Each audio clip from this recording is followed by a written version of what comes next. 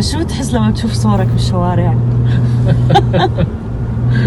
سأليني مثل ذاك انه انت احسن من ابوك. لا عن جد انه بس الواحد يشوف صوره بالشارع شو بيحس؟ صراحة ما بصير أبداً؟ عن جد نهائيا. ما حتى ما يعني ما بتشوفها عيني وما بتشوفها العقل عمليا.